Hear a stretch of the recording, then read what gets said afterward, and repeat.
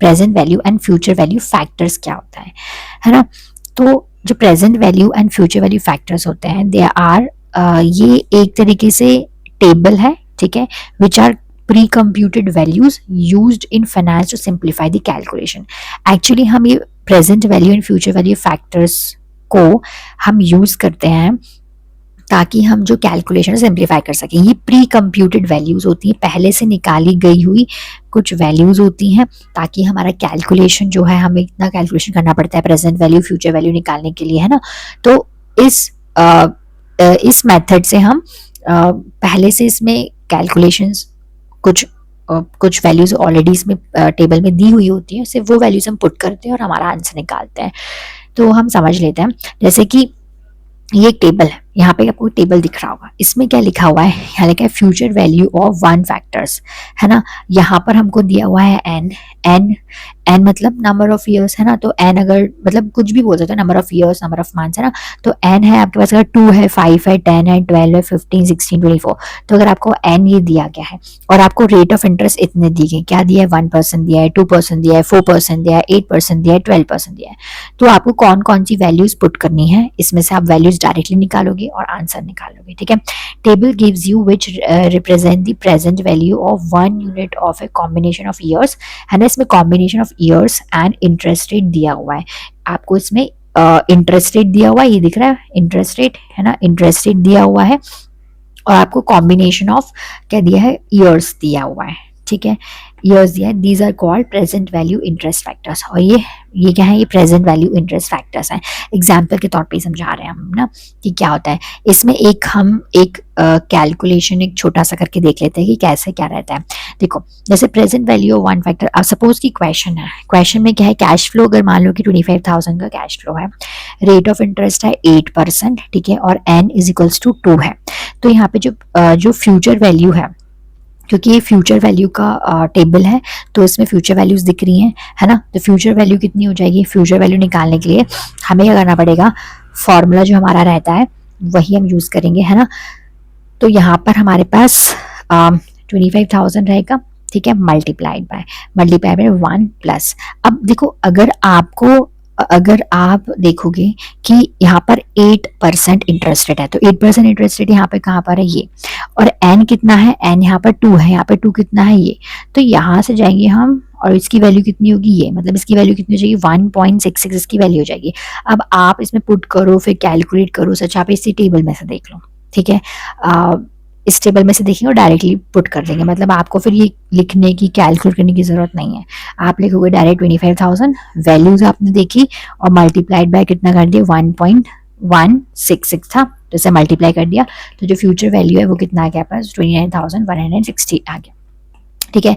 तो ये एक टेबल होता है जिसमें सिंप्लीफाइड तरीके से हम कैलकुलेशन कर सकते हैं, क्योंकि इसमें ऑलरेडी वैल्यूज दी होती हैं आपका इंटरेस्ट रेट और आपका इंटरेस्ट रेट के हिसाब से, और आपके जो भी नंबर ऑफ ईयर्स है, कॉम्बिनेशन नंबर ऑफ ईयर्स है उसके कॉम्बिनेशन के हिसाब से दिया रहता है, ठीक है। तो डायरेक्टली आप वैल्यू पुट करते हो और आंसर निकाल लेते हो। तो बस इसमें यही था। अब यहाँ पर हम एक और टॉपिक को समझेंगे, पढ़ेंगे। ये एक रूल होता है, रूल ऑफ 72, 114 एंड 114 एंड 144, है ना। तो ये एक रूल है जो हमको समझना है, जो कि एग्जाम में भी बहुत इंपॉर्टेंट है, तो समझ लेते हैं। देखो, सबसे पहले क्या लिखा हुआ है, ये होता क्या है, रूल ऑफ 72, 114 एंड 144 क्या होता है।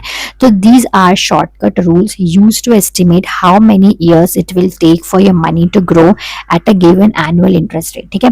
तो ये एक शॉर्टकट तरीका है जो कि ये बताता है, ये एक्चुअली में एस्टिमेट करता है कि आपका जो पैसा है ना, वो कितने साल में ग्रो होगा एट अ गिवन कोई भी इंटरेस्ट रेट पर।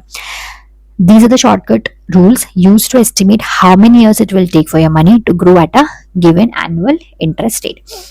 अब सबसे पहले समझ लेते हैं कि रूल ऑफ 72 क्या कहलाता है। रूल ऑफ 72 बताता है हमको कि कब आपका पैसा जो है वो होगा डबल, आपका पैसा कितने समय में डबल हो जाएगा, ये रूल ऑफ 72 बताता है। इसका फॉर्मूला क्या है, फॉर्मूला, क्योंकि देखो क्या होता है कि जो रूल ऑफ 72 है, 114 है और 144 है, ये आपको बताते हैं कितने साल में आपका पैसा डबल, है ना, ट्रिपल या फिर क्या हो जाएगा, या फिर 4 टाइम्स आ जाएगा, क्वाड्रिपल हो जाएगा। तो रूल ऑफ 72 जो है वो डबल के लिए है। इसमें फॉर्मूला क्या रहता है, फॉर्मूला है कि ईयर्स निकालने के लिए हम क्या करते हैं, 72 को डिवाइडेड बाय कर देते हैं जो भी इंटरेस्ट रेट हमको दिया रहेगा, जो भी इंटरेस्ट रेट रहेगा उसे डिवाइड कर दिया, ठीक है। तो हमारे पास कितना जाएगा, हमें पता चलेगा कि इतने साल में हमारा पैसा डबल होगा। सपोज यू इन्वेस्ट, ऐसे एग्जाम्पल के तौर पर देख लेते हैं, सपोज हमारे पास है 1 लाख रुपीज, है ना, और इस 1 लाख रुपीज है और इंटरेस्ट रेट जो चल रहा है वो 8% चल रहा है। अब मुझे निकालना है कि भाई मेरा जो 1 लाख रुपए है वो 2 लाख रुपए कब होगा, उसको निकालने के लिए करेंगे हम, कुछ नहीं करना है, हमें 72 divided by rate of interest कितना है 8, हमने 8 से डिवाइड करा, डायरेक्टली हम उसे डिवाइड करेंगे तो हमारे पास आ जाएगा 9 ईयर्स, है ना। तो 9 ईयर्स आ गया, मतलब 9 साल में हमारा पैसा 1 लाख से 2 लाख हो जाएगा। तो जो रूल ऑफ 72 है, इन शॉर्ट रूल ऑफ 72 बताता है आपको कि कितने समय में आपका पैसा डबल हो जाएगा। अब रूल ऑफ 114 क्या कहलाता है, तो रूल ऑफ 114 बताता है कि आपका पैसा कितने समय में ट्रिपल हो जाएगा, ठीक है।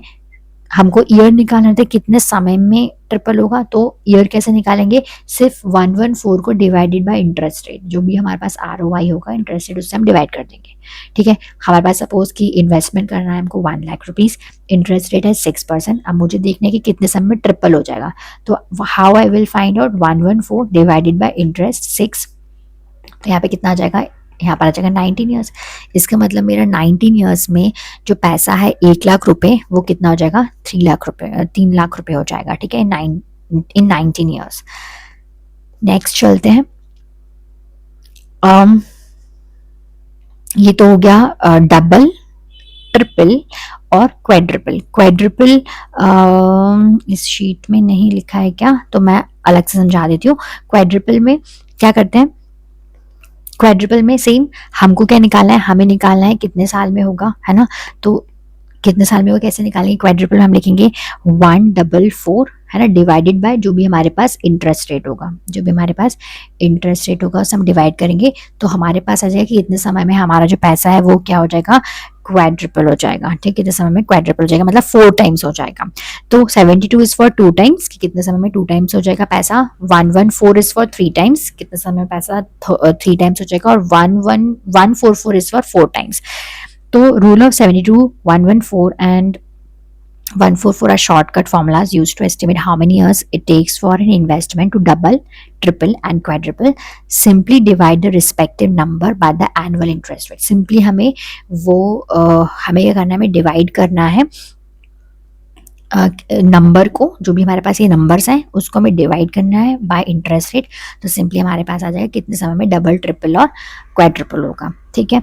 तो ये एक और एग्जांपल दिया हुआ है। सपोज कि इंटरेस्ट हमारे पास 9% है, तो 9% है और हमें निकालना है कि डबल कितने समय में होगा, तो हमने सिर्फ लिखा 72 डिवाइडेड बाय 9, तो हमें पता चल गया भाई 8 ईयर्स में डबल होगा, ठीक है। ट्रिपल कितने समय में होगा भाई बताओ, ट्रिपल तो 114 डिवाइडेड बाय 9 करेंगे तो 12.7 ईयर्स आ गया, मतलब ट्रिपल होगा 12.7 ईयर्स में। और बताओ क्वाड्रिपल कितने समय में होगा, 4 टाइम्स कितने समय में होगा, तो 144 डिवाइडेड बाय 9 करेंगे, जो हमारा रेट ऑफ इंटरेस्ट है तो 16 ईयर्स आ गया, है ना।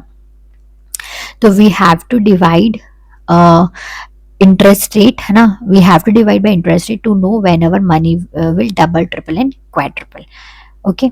तो यही चीज हमने अभी समझी है। इंटरप्रिटेशन क्या लिखा है ये,